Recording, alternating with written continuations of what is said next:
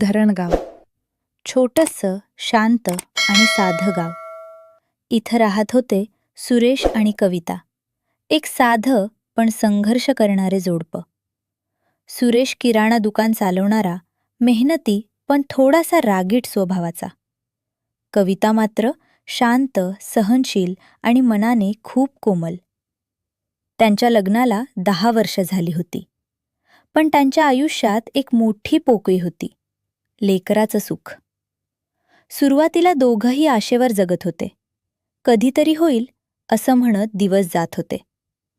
पण जसजसा वेळ गेला तसतशी गावातल्या लोकांची कुजबूज सुरू झाली. अजूनही मूल नाही? हे शब्द कविताच्या मनाला आतून तोडत होते. सुरेशही आतून त्रस्त होता, पण तो आपलं दुःख व्यक्त करू शकत नव्हता. तो राग कवितेवर काढू लागला. तुझ्यातच काहीतरी कमी आहे, तो संतापून बोलायचा. कविता शांतपणे सगळं सहन करायची.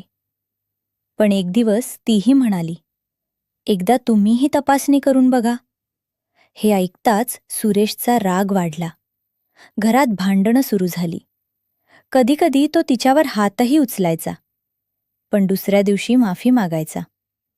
शेवटी दोघांनी डॉक्टरकडे जाण्याचा निर्णय घेतला. तपासण्या झाल्या आणि रिपोर्ट आला. डॉक्टरांनी शांतपणे सांगितलं, समस्या कवितेत नाही, समस्या सुरेशमध्ये आहे. तो कधीही बाप होऊ शकत नाही. त्या एका वाक्यानं दोघंही स्तब्ध झाले. घरी आल्यावर सुरेश कोसळला. मीच दोषी होतो आणि मी तुलाच त्रास देत होतो. कविताच्या डोळ्यातही अश्रू आले, पण तिनं स्वतःला सावरलं. ठीक आहे, आपण दत्तक मूल घेऊ. त्या दिवसानंतर त्यांच्या आयुष्यात भांडणं कमी झाली. पण कविताच्या मनात एक पोकळी कायम राहिली. तिला स्वतःचं मूल हवं होतं. आणि हीच अपूर्ण इच्छा पुढे त्यांच्या आयुष्याला धोकादायक वळण देणार होती. काही महिन्यांनी उन्हाळा सुरू झाला आणि गावात सुट्ट्यांचा माहोल आला. याच वेळी कविताचा भाचा रोहित गावात आला. 18 वर्षाचा, शहरात शिकणारा, निरागस आणि आनंदी स्वभावाचा. सुरेश आणि कवितानं त्याचं प्रेमानं स्वागत केलं. घरात पुन्हा हसू आलं. गप्पा, फिरणं, एकत्र वेळ, सगळं छान चाललं होतं. सुरेश दिवसभर दुकानात असायचा आणि घरात कविता आणि रोहित एकटेच राहायचे. सुरुवातीला सगळं अगदी साधं होतं, पण हळूहळू कविताच्या मनात बदल होऊ लागला. रोहित आता लहान मुलगा राहिला नव्हता. त्याचं बोलणं, त्याचा आत्मविश्वास हे सगळं तिच्या मनावर परिणाम करू लागलं. ती स्वतःला समजावत होती, हे चुकीचं आहे. पण तिच्या मनातली पोकळी, आई होण्याची अपूर्ण इच्छा आणि एकटेपणा हे सगळं तिच्यावर भारी पडत होतं. एक दिवस दुपारी घरात शांतता होती. कविता रोहित जवळ बसली. साध्या गप्पा सुरू झाल्या. पण तिच्या नजरेतला बदल रोहितला जाणवला. तो अस्वस्थ झाला आणि उठून तिथून निघून गेला. त्या दिवसानंतर त्याने कवितापासून अंतर ठेवायला सुरुवात केली. तो जास्त वेळ घराबाहेर राहू लागला. पण कविताला हे सहन होत नव्हतं. एक दिवस तिने आजारी असल्याचं नाटक केलं आणि रोहितला जवळ बोलावलं. तो काळजीपोटी तिच्या जवळ बसला आणि त्या क्षणी तिच्या वागण्यात पुन्हा बदल झाला. रोहित गोंधळला. त्याला काय बरोबर आणि काय चूक हे समजत नव्हतं. हळूहळू त्यांच्यामध्ये एक न बोललेलं गुपित तयार झालं. सुरेशच्या अनुपस्थितीत ते दोघं एकत्र वेळ घालवू लागले आणि मर्यादा हळूहळू तुटत गेल्या. गावात काही लोकांच्या नजरेत हे सगळं येऊ लागलं. कुजबूज पुन्हा सुरू झाली आणि याच दरम्यान कविताच्या मनात एक धोकादायक विचार जन्माला आला.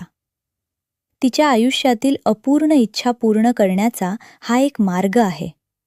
पण तिला अजून माहीत नव्हतं की या चुकीच्या वाटेचा शेवट खूप भयानक असणार होता. गावातली कुजबूज आता वाढली होती आणि हीच गोष्ट एक दिवस सुरेशच्या कानावर आली. सुरुवातीला त्याला विश्वास बसला नाही, पण मनात शंकेचं बीज पेरलं गेलं होतं. तो काही दिवस शांत राहून सगळं पाहू लागला. एक दिवस तो अचानक दुपारी घरी आला आणि खिडकीतून आत पाहिलं. जे त्यानं पाहिलं त्यानं त्याचा विश्वास पूर्णपणे तुटला. तो काहीही न बोलता तिथून निघून गेला. पण त्या दिवसानंतर तो पूर्णपणे बदलला. बाहेरून शांत पण आतून जळत होता. दरम्यान कविताची तब्येत बिघडली. ती डॉक्टरकडे गेली आणि कळलं ती गर्भवती होती. हा आनंदाचा क्षण असायला हवा होता, पण तिच्यासाठी तो भीतीचा बनला. कारण तिला माहीत होतं हे मूल सुरेशचं नाही. रोहितही घाबरला. आता आपण काय करू? तो विचारत होता, पण उत्तर कुणाकडेच नव्हतं. एक दिवस संध्याकाळी सुरेश लवकर घरी आला. तो खूप शांत होता, अगदी नेहमीसारखा. आज आपण सगळे मिळून जेवूया, तो म्हणाला. त्या रात्री सगळं सामान्य वाटत होतं, पण त्या शांततेमागे एक वादळ दडलेलं होतं. मध्यरात्री घरात एक भयानक घटना घडली. सकाळी गावात एकच खळबळ उडाली. पोलीस आले, लोकांची गर्दी जमली. सुरेशनं आपला गुन्हा कबूल केला. त्या क्षणी माझ्या भावनांवर माझं नियंत्रण राहिलं नाही, तो म्हणाला. कोर्टानं त्याला कठोर शिक्षा सुनावली. कवितेलाही तिच्या चुकीसाठी दोषी ठरवलं गेलं. एक चुकीचा निर्णय, एक विश्वासघात आणि एक क्षणाचा राग यांनी 3 आयुष्य उद्ध्वस्त केली. कारण नात्यांमध्ये विश्वास तुटला की शेवट नेहमीच भयानक असतो. मित्रांनो, भावनांवर नियंत्रण नसले तर एक चुकीचा निर्णय सगळं उद्ध्वस्त करू शकतो. नात्यांमध्ये विश्वास आणि संयम ठेवणं खूप महत्त्वाचं आहे. अशीच कथा पाहण्यासाठी आपल्या चॅनलला सबस्क्राईब करा.